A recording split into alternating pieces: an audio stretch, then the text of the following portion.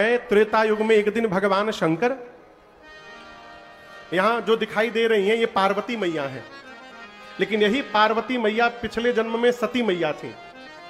तो भगवान शंकर मां सती को लेकर दंडकारण्य में अगस्त्य मुनि के पास कथा सुनने गए। 9 दिनों तक कथा भई, लेकिन केवल भगवान शंकर कथा सुने, सती मैया कथा नहीं सुनी। काहे? बगल में बैठी रही बस। कथा प्रारंभ होने से पहले ही मन में गांठ बन गई। किस बात को लेकर? जब शंकर जी सती मैया आ गए तो अगस्त्य जी उनकी पूजा करने लगे।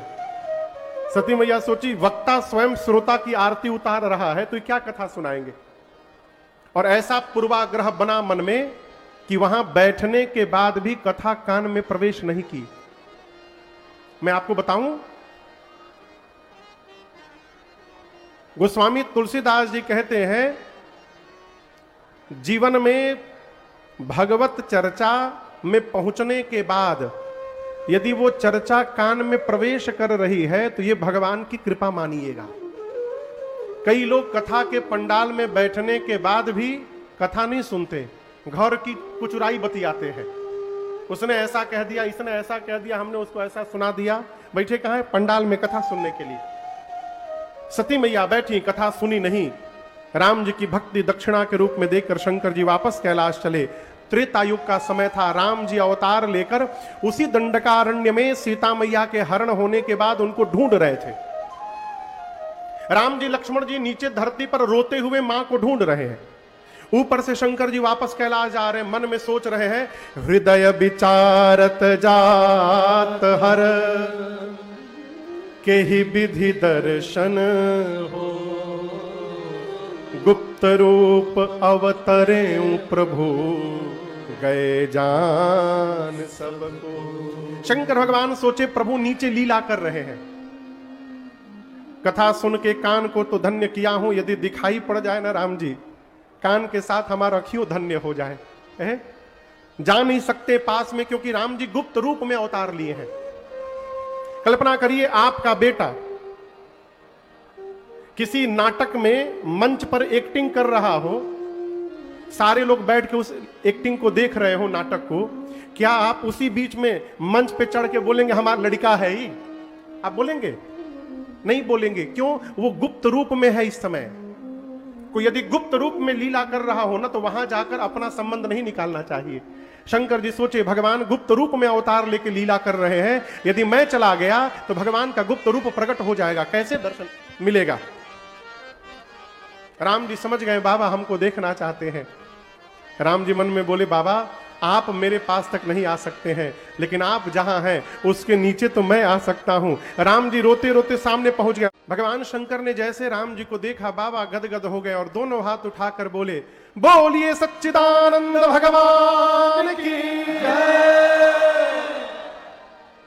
सच्चिदानंद भगवान की जय हो। सच्चिदानंद भगवान की, सच्चिदानंद भगवान की। 3 बार बाबा जय जयकार किए, अचल पड़े। अच्छा आप बताइए, बाबूजी किसी को प्रणाम करें तो लड़का को पूछना चाहिए कि बाबूजी हम करें कि ना करें? पूछना चाहिए। पिताजी किसी को प्रणाम करें तो बेटा को पूछना चाहिए कि बाबूजी हम प्रणाम करें कि ना करें? बिना पूछे करना चाहिए। नहीं, आप मुड़िया हिलाए तो हमको लगा कि आप कह रहे हाँ पूछना चाहिए। अच्छा, पति किसी को प्रणाम करे तो पत्नी को पूछना चाहिए हम करें कि ना करें? करना चाहिए ना। लेकिन यही गड़बड़ी हो गई हो। शंकर भगवान ने जैसे सच्चिदानंद कह के प्रणाम किया, सती मैया बोली ये सच्चिदानंद है क्या? ये भगवान है? जो अपनी पत्नी के लिए रो रहा है वो भगवान है? भगवानों कहीं रोवत है का? हा? आप कल्पना करिए आप भगवान से मांगने मंदिर गए और मंदिर में जाके देख रहे हैं भगवान बैठ के खुदे रो रहे हैं, तो आप क्या मांगिएगा? आप वहां से लौट आइएगा। सती मैया मन में बोली ना ना ये भगवान नहीं हो सकते। पूरा जगत शिव को प्रणाम करता है और शिव ने आज एक जीव को प्रणाम किया, वो भी सच्चिदानंद कह के। शंकर भगवान ने खूब समझाया, अनेक प्रकार से समझाया, लेकिन हम आपको एक बात कहें, जो समझने वाला होता है ना वो 2 से 3 बार में समझ जाता है।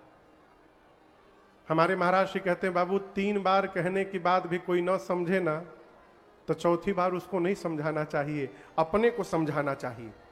क्या कि अब इनको समझाना नहीं है। क्यों? ये बिना भुगते समझने वाले नहीं है। बाबा ने कहा कि देवी यदि आपको इतना ही संशय है तो जाइए उनकी परीक्षा ले लीजिए। लेकिन मैं कहता हूं आप जिनकी परीक्षा लेने जा रही हैं वो जीव नहीं है, वो जगदीश है। इसलिए विवेक पूर्वक विचार करिएगा, फिर परीक्षण करिएगा। करेहु सो जतन विवेक विचारी। सती मैया गई राम जी की परीक्षा लेने। एक बरगद के वृक्ष के नीचे बैठकर बाबा सोचने लगे। अच्छा आप बताइए, समझाने वाला कौन है? कौन समझा रहा है? शंकर भगवान के समझाने के बाद भी बात समझ में नहीं आ रही है। बाबा समझ गए कि विधाता मेरी सती से विपरीत हो गए हैं, विधि विपरीत, अब सती का भला होने वाला नहीं है। घर में अपने से बड़े की बात जब समझ में आनी बंद हो जाए तो ये समझ लेना चाहिए कि अब विनाश निकट आ गया है? विनाश काले विपरीत बुद्धि। शंकर भगवान मन में सोचने लगे कि अब बिना मतलब में बहुत न सोचा जाए। क्यों? होई ही सोई जो। ये चौपाई आप लोग सुने हैं ना, ये शंकर जी बोले हैं। बहुत समझाने के बाद कोई ना समझे तो अपने को समझाइए और कहिए बार बार, होई ही सोई जो राम रचि राखा। और इतना कह के बाबा बरगद के वृक्ष के नीचे बैठ करके भजन करने लगे। किसी ने हमसे प्रश्न किया था काफी समय हो गया कि महाराज जब सती जी परीक्षा लेने गई तो शंकर जी साथ में क्यों नहीं गए? उनको जाना चाहिए था? नहीं जाना चाहिए था। सती जी को संशय है वो भगवान नहीं है और बाबा को विश्वास है कि वो भगवान है। अब आप कहिए संशय और विश्वास एक साथ कैसे यात्रा करेंगे? इसलिए बाबा बैठ गए, कहे पहले जाइए आप विश्वास में होकर के आइए वो कौन है। सती मैया आ गई और शंकर जी असक ही लगे जपन हरि नामा। बाबा भगवान का नाम जपने लगे। क्यों जपने लगे? जीवन में कोई यदि बात न माने ना, परिवार में आपका अपना, तो आप अपना भजन बढ़ाइए। उससे क्या होगा? आपके भजन के प्रभाव से सामने वाले पर जो ताप आने वाला है, हो सकता है आपके भजन के प्रभाव से उसकी विपत्ति थोड़ी कम हो जाए। और दूसरा, घरवा में कोई बात नहीं मानता है ना तो आदमी चिड़चिड़ा के अपने खून जलाता है। क्या मिलेगा? खून जला लीजिएगा तो बात मान लेगा का? खून न जलाइए, जिह्वा को चलाइए, भगवान का भजन प्रारंभ करिए। होई ही सोई जो राम रचि राखा। आनंद में रहिए। भगवान शंकर लगे राम जी के नाम का जप करने। सती मैया गई। कहां गई? कहां गई? भुला गए आप लोग? परीक्षा लेने। किसका? राम जी का। सोचने लगी कैसे परीक्षा लूं इनकी। बहुत विचार करने के बाद सती मैया ने निर्णय लिया कि ये अपनी पत्नी सीता को ढूंढ रहे हैं। क्यों न मैं सीता जी का रूप बना लूं। यदि ये भगवान होंगे तो जान जाएंगे कि सीता नहीं सती है, और मैं जानती हूं ये भगवान नहीं है। जैसे देखेंगे सीता सीता कह के दौड़ के चले आएंगे। सीता मैया का रूप बना के राम लक्ष्मण जी के आगे आगे चलने लगी सती जी। राम जी से पहले लक्ष्मण जी ने देखा और लक्ष्मण जी देखते मन में बोले ना ना ना, सी इज नॉट माई भाभी। ये मेरी भाभी तो हो ही नहीं सकती। क्यों? लक्ष्मण जी जानते हैं कि मेरी भाभी हमेशा भैया के पीछे पीछे चलती हैं और ये तो आगे आगे चल रही हैं, ये नकली भाभी हैं। ध्यान से देखा लक्ष्मण जी ने तो अरे ये तो भवानी है, सती जी हैं। राम जी ने देखा, दोनों हाथ को जोड़ करके प्रणाम किया, कहा मैं दशरथ नंदन राम आपको प्रणाम करता हूं। मां अकेले अकेले कहां घूम रही हैं? बाबा कहां है? कहो बहोरी कहां वृषकेतु, विपिन अकेली फिरहु के ही हेतु। आपको पता नहीं वन कितना भयानक है। सीता को मैंने छोड़ा, कोई हरण करके ले गया। सती मैया जब सुनी तो पांव से धरती खिसक गई। पता चल गया अरे तो भगवान है। एक शब्द कहे बिना शंकर जी के पास गई। बाबा ने सीधा प्रश्न किया कि आपने कैसे परीक्षण किया? सती मैया से माया ने झूठ कहलवा दिया। मां ने कहा प्रभु मैंने कोई परीक्षण नहीं किया, जैसे आपने उनको प्रणाम किया था ना, मैं भी प्रणाम करके चली आई। बाबा बोले असंभव, हो नहीं सकता, इतना समझाया, समझ में बात नहीं आई, रास्ते में अपने आप समझ के चली आई। बाबा ध्यान में गए, ध्यान में जाकर शंकर जी ने देखा कि सती मैया ने सीता जी का रूप धारण कर लिया। बाबा को इतना कष्ट हुआ हो, उसी समय मन में संकल्प कर लिया, एहि तान साती भेटा मोहे नाहे, एहि तान साती भेटा नाहे, शिव संकल्प की मन माही, शिव संकल्प की मन माही, शिव संकल्प की मन माही। बाबा ने तुरंत संकल्प किया मन में कि जब तक सती इस शरीर में है, आज के बाद मेरा इनका मिलन होने वाला नहीं है। बाबा ने त्याग कर दिया। आकाशवाणी हुई, उसने जय जयकार की। सती मैया ने बार बार पूछा, प्रभु आपने कौन सा प्रण किया? बाबा बताए नहीं। क्यों नहीं बताए जानते हैं? जीवन में कड़वा नहीं बोलना चाहिए, सत्य बोलना चाहिए, लेकिन सत्य यदि कड़वा है तो घर में वहां मौन हो जाना चाहिए।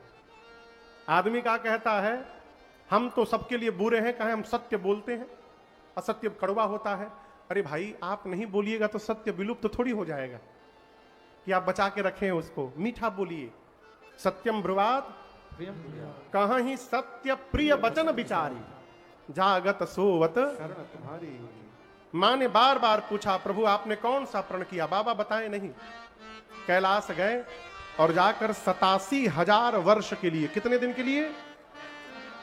87,000 वर्षों के लिए भगवान शंकर समाधिस्थ हो गए, समाधि में चले गए। 87,000 वर्ष बाद बाबा जब समाधि से बाहर आए, राम राम का स्मरण किए। मां सती दौड़ कर गई हैं, जाकर दंडवत किया है।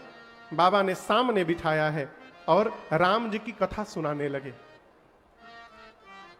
इसी समय सती मैया के पिता हैं दक्ष प्रजापति। ब्रह्मा जी ने उनका चुनाव किया, पहले प्रजापति बनाया, फिर दोबारा इलेक्शन करके उनको प्रजापतियों का राजा बना दिया। जैसे अभी जो विधायक चुने गए होंगे, उन्हीं विधायकों में से कोई एक मुख्यमंत्री बनेगा बंगाल में, उसी प्रकार दक्ष को पहले कई प्रजापति चुने गए, इलेक्शन हुआ, उसमें बहुत सारे प्रजापति बने। अब उन प्रजापतियों का राजा कौन बनेगा? तो ब्रह्मा जी ने सती मैया के पिता दक्ष को प्रजापतियों का राजा बना दिया। जैसे प्रजापतियों का राजा बने दक्ष, अभिमान हो गया। अभिमान पीछे ही लगा रहता है। जहां अधिकार मिला नहीं कि जीव अभिमान से भर जाता है। इसलिए अभिमान से बचना चाहते हैं तो एक सूत्र याद रखिए, जीवन में कुछ भी प्राप्त हो जाए, अपना मेहनत ना मानिए, भगवान की कृपा मानते रहिएगा। अभिमान चढ़ने वाला नहीं है, हरि कृपा ही केवलम। अभिमान हुआ दक्ष को, भगवान शंकर को अपमानित करने के लिए यज्ञ की रचना की, सबको बुलाया, छोड़ ब्रह्मा विष्णु महेश। आप कहेंगे महाराज शंकर तो उनके दामाद थे। दक्ष अपने दामाद भगवान शिव को ही शत्रु मानता था।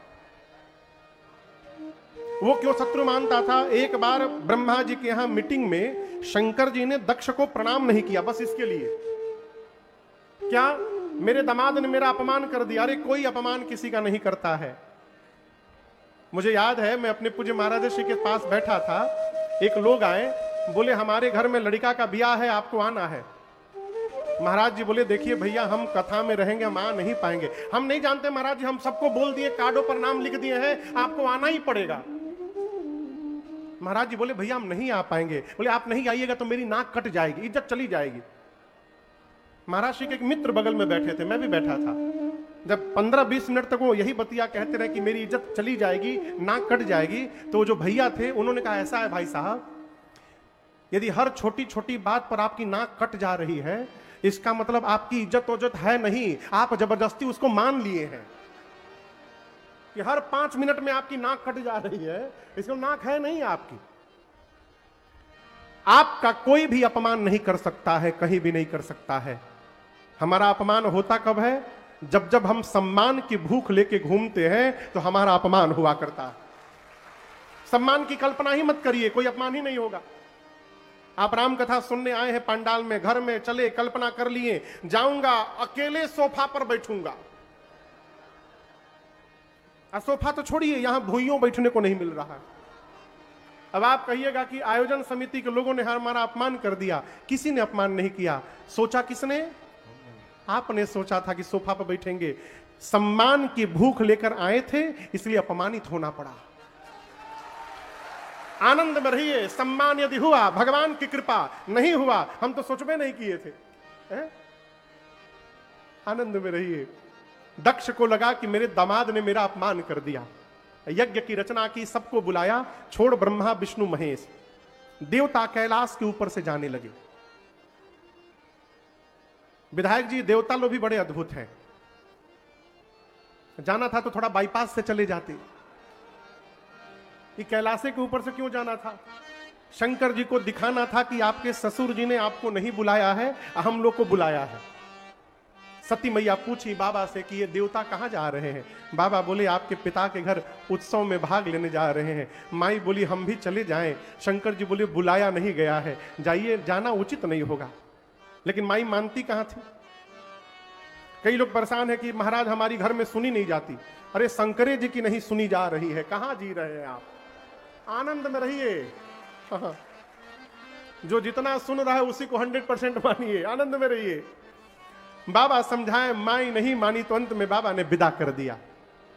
और आपको बताऊं, पिता के घर जब मां सती गई हैं और अपने पिता के घर में जब मां ने अपने पति का अपमान देखा है, मां सती से बर्दाश्त नहीं हो पाया। मां का पूरा शरीर क्रोध में भड़क उठा। मां डपट पड़ी। मां ने कहा, हे देवगण, हे ऋषिगण, हे मुनिगण, इस यज्ञशाले में बैठकर आप में से जिसने भी मेरे पति की निंदा की है, अथवा जिसने बैठकर कान से उस निंदा को श्रवण मात्र किया है, आप सबको दंड मिलेगा। मर्यादा कहती है जिस सभा में भगवान शंकर की, भगवान श्री हरि की और संत की निंदा हो रही हो, यदि तुम्हारे भुजाओं में शक्ति है, उसी समय निंदा करने वाले की जिह्वा काट दो। यदि शक्ति नहीं है तो कान बंद करके वहां से चले जाओ। मेरे पति केवल मेरे पति नहीं है, शंकर जगत के पिता हैं। और आज इस मंदमती मेरे पिता ने मेरे पति का अपमान किया। आज के बाद मैं इसकी बेटी के रूप में जीवित नहीं रहूंगी। इतना कह के दाहिने पांव के अंगुष्ठ से योगाग्नि को प्रज्वलित कराकर और मां सती ने अपने आप को वहीं पर जला करके भस्म कर दिया। हाहाकार मच गया। शंकर भगवान के गण आकर यज्ञ को विध्वंस करने लगे। दक्ष के सर को धड़ से उखाड़ कर अग्निकुंड में जलाकर भस्म कर दिया वीरभद्र ने। इधर सती मैया मरने से पहले राम जी से वरदान मांगती हैं, प्रभु आशीर्वाद दीजिए नाथ, शरीर छोड़ने जा रही हूं, अगले जन्म में भी मैं शंकर जी के ही चरणों की दासी बनूं नाथ, इसके अलावा मुझे और कोई वरदान नहीं चाहिए आपसे। राम जी ने कहा तथास्तु, ऐसा ही होगा। और उसी वरदान के कारण सती मैया का शरीर शांत हुआ और उनका अगला जन्म हिमांचल महाराज के घर में पार्वती मैया के रूप में हुआ।